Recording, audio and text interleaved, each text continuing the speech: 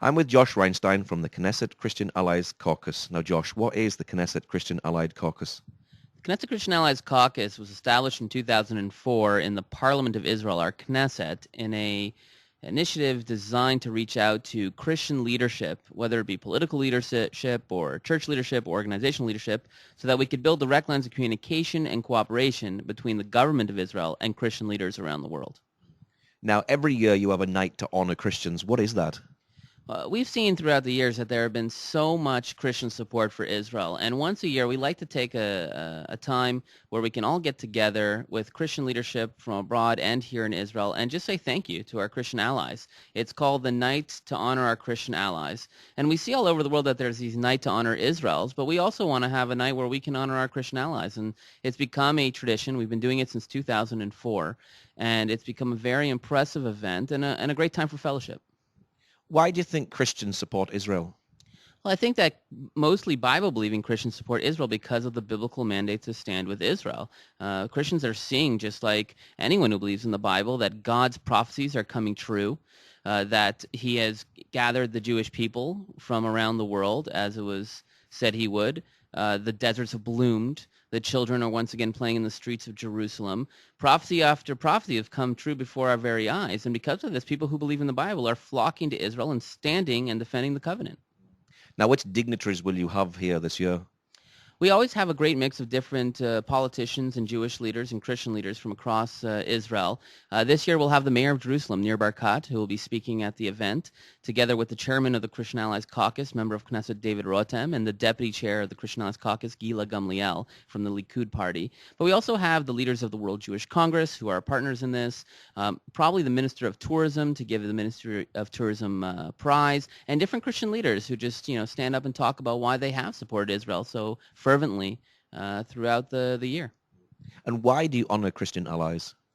Well, again, we see that Christians are standing with Israel like never before. And a lot of times Christians are doing this for nothing in return. This isn't something that they're doing because they want to get something out of Israel or they have an ulterior motive. They're standing with Israel because they believe in the God of the Bible, they believe in the Bible, and they believe that the Bible is true. And because of this, they're doing incredible things for Israel politically, socially, spiritually. And we just want to say thank you to our Christian brothers and sisters who are taking the time to really support Israel. Have you seen a change over the years where more and more Christians are beginning to support Israel? Absolutely. I mean, we've seen a real revival of Bible-believing Christianity, especially in South America, in Africa, in Asia. They say today in Africa, 18 heads of state are evangelical Christians. In Asia, there's been a huge movement of the evangelical Christian community, especially in China. And in Brazil, for example, in South America, they say by 2020, 51% of Brazilians will not be Catholic, but actually Bible-believing Christians. So the more people believe in the covenant between God and Abraham instead of replacement theology, the more we're going to see Christians standing with Israel. Now, who are you honoring this year? Well, this year we're honoring two people. We always do. One is a joint award with the tourism ministry, and we're going to give it to Rene Terranova. He's a major Christian leader out of Brazil, and he's been bringing tens of thousands of Christians over the last 20 years to Israel. So we want to thank him for the support he's showing, especially in a region that's not necessarily pro-Israel. The other award that we're going to give is an award between the Knesset Christian Allies Caucus and the World Jewish Congress, and we haven't announced the recipient. But I can tell you that it's going to be a local Christian leader who has been standing with Israel for well over 30 to 40 years. Is it important for Christians to come to the land of Israel?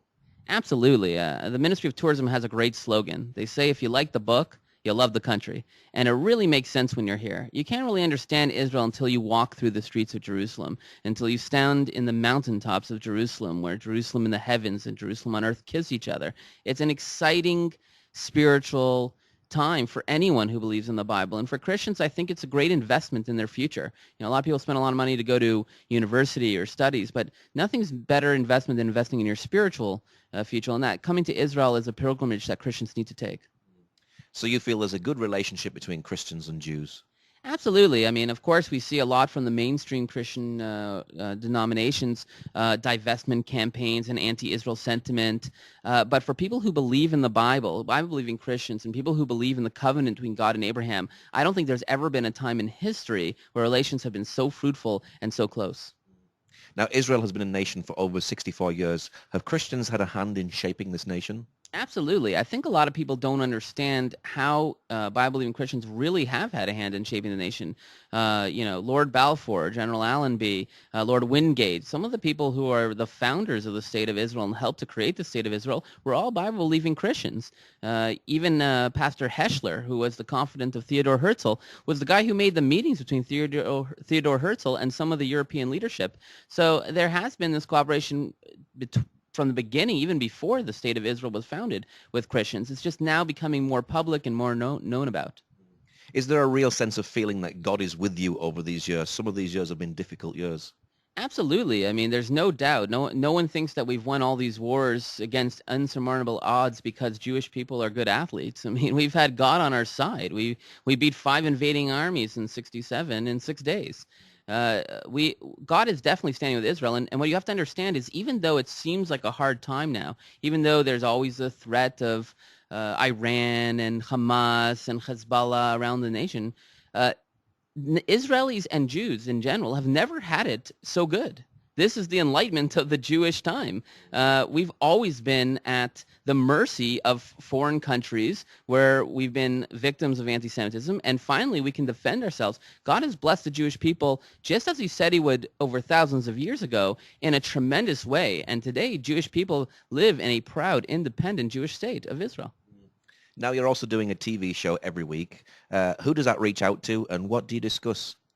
We have a TV show called Israel Now News. It's a half-an-hour weekly news magazine, and it's broadcast on Daystar. Daystar is the largest Christian network in the world. It goes out to 191 countries, and we have a viewership of about 35 million people. And the idea of the show is just to educate people about what's really happening in Israel. We have 10 minutes of news, 6 minutes of interview with leadership, 5 minutes of interfaith that's done by the Christian Embassy, and 5 minutes of a video clip that comes from a different source. It's beyond the conflict of what's happening in Israel. It's been tremendously successful, and I encourage everyone to watch it on TV or online. Is media a very important way of getting your message across? Absolutely. I think that there's a tremendous miscommunication going on, especially in the mainstream media. When people watch news about Israel, they think we're in the middle of a war zone. They don't know what we know sitting here in Jerusalem, that it's the safest capital in the world. And that's not a personal opinion. That's statistically proven. I mean, we live in a really safe, beautiful land. And until you come here or at least get the truth about Israel on the media, you can't really understand that. How do you think the church deals with replacement theology, that all the promises that were given to Israel are now to the church? How can we deal with that? I think that the replacement theology is a problem not just for Israel in terms of support, but also for the church in general. We're seeing a lot of mainstream churches that believe that the church has replaced Israel, that their attendance is down, and that they're being eroded from inside because people are understanding that the covenant between God and Abraham is an everlasting covenant because he's fulfilling all his promises in Israel. And I think those who believe in replacement theology have to take a honest look about what's really happening, and is God really fulfilling his prophecies, and is the covenant true, and re-examine the way that they've been moving in the direction of replacement theology, because I think that that has become the real wedge between Israel and the church in general. And what's your prayer for Jewish-Christian relationships? My prayer is that we continue in this great direction of mutual support for one another, that we build on the trust. We have trust issues because of our past. It hasn't been a great past, and today we see a very bright future in Jewish-Christian relations. I think people who believe in the Judeo-Christian values must stand together, defend the covenant, defend the unity of Jerusalem as the everlasting capital of the state of Israel. And my prayer is that this cooperation just strengthens and strengthens year to year until it becomes a real viable political force, one that is we can see with Republicans in the United States and their staunch support for Israel. We should see that in every place where there are large groups of Christians or a Christian majority, that there are political parties that are established on the idea that they have to stand with Israel. And what's your website and Facebook page for people who'd like to know more about what you do? You can go to our website at kcac.org.il, or you can go on the Facebook and look at Knesset Christian Allies Caucus. And please sign on and like our Facebook page. We'd love the support. Okay, Josh, thank you very much. Thank you for having me back on the show.